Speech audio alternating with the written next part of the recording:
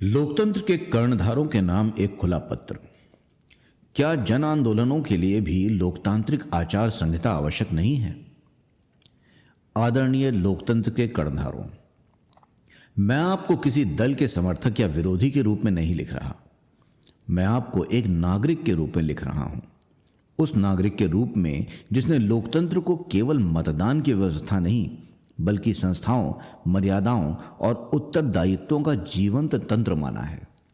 आज मेरे मन में एक प्रश्न है और मुझे आश्चर्य है कि इस प्रश्न पर हमारे देश में गंभीर विमर्श लगभग अनुपस्थित है। क्या जन आंदोलन लोकतंत्र का स्वाभाविक अंग है या वे लोकतांत्रिक संस्थाओं की विफलता का संकेत हैं?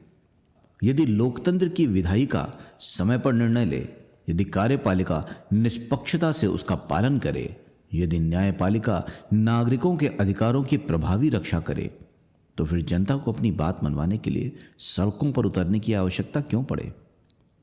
क्या किसी आदर्श लोकतंत्र की सफलता का माप यह होगा कि वहां प्रतिवर्ष अनेक जन आंदोलन हो, या फिर उसकी सफलता का माप यह होगा कि नागरिकों को आंदोलन की आवश्यकता ही ना पड़े?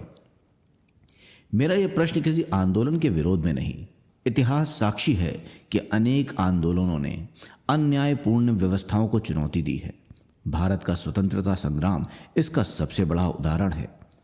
परंतु हमें यह भी स्वीकार करना होगा कि स्वतंत्रता संग्राम औपनिवेशिक शासन के विरुद्ध था।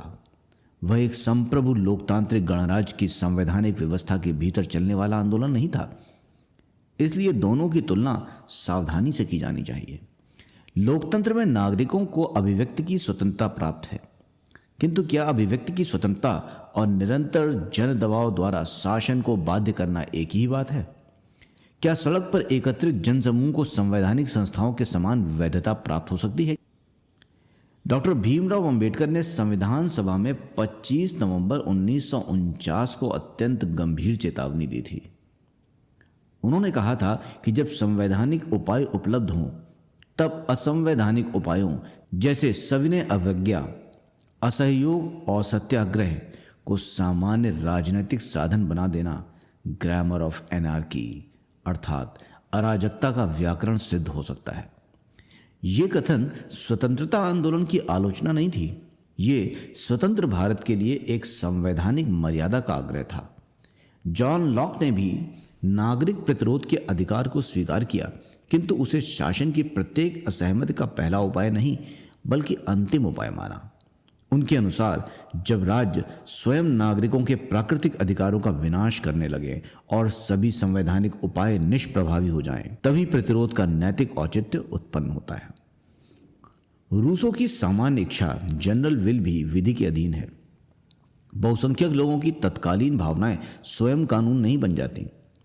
यदि भीड़ का दबाव ही सर्वोच्च मान लिया जाए तो लोकतंत्र धीरे धीरे संस्थाओं का शासन न रहकर भावनाओं का शासन बन जाएगा। महात्मा गांधी का सत्याग्रह भीड़ की शक्ति नहीं, आत्मबल की शक्ति का दर्शन था। सत्याग्रह का आधार नैतिक अनुशासन, आत्मसंयम, सत्य और अहिंसा था। यदि अनुशासन हट जाए और केवल भीड़ रह जाए तो वो गांधी का सत्याग्रह नहीं रह जाता।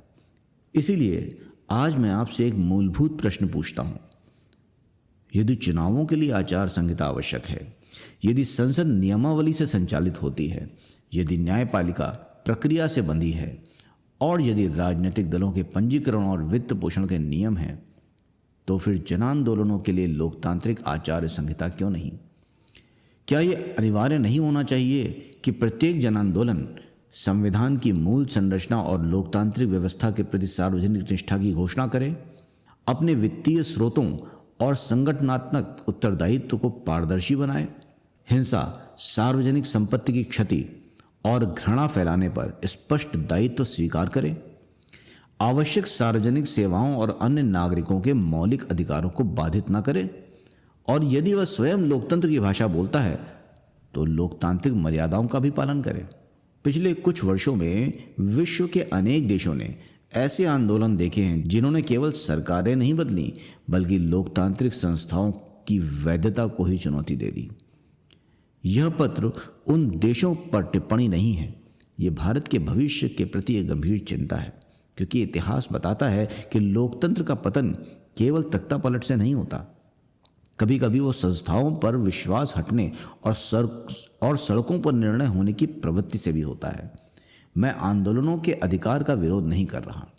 मैं केवल इतना कह रहा हूं कि लोकतंत्र में अधिकार कभी उत्तरदायित्व से पृथक नहीं हो सकते। यदि आंदोलन लोकतंत्र का वैध उपकरण है तो उन्हें भी लोकतंत्र के नियमों के भीतर परिभाषित किया जाना चाहिए। आज मैं लोकतंत्र के सभी कर्णधारों, विधायिका, कार्यपालिका, न्यायपालिका, निर्वाचन व्यवस्था, विधि आयोग, विश्वविद्यालयों, संवैधानिक विशेषज्ञों और नागरिक समाज से आग्रह करता हूं कि इस विषय पर राष्ट्रीय विमर्श प्रारंभ करें, क्योंकि प्रश्न आंदोलनों का नहीं है, प्रश्न लोकतंत्र के भविष्य का है। और अंत में मैं केवल एक वाक्य छोड़ जाना चाहता हूं। लोकतंत्र को तानाशाहों से जितना खतरा है उतना ही उन आंदोलनों से भी हो सकता है जो स्वयं को लोकतंत्र से ऊपर मानने लगे। इसलिए यदि लोकतंत्र को जीवित रखना है तो सत्ता ही नहीं, जनशक्ति भी संविधान की मर्यादाओं के अधीन रहनी चाहिए। एक चिंतित भारतीय नागरिक। जय हिंद, वंदे मातरम।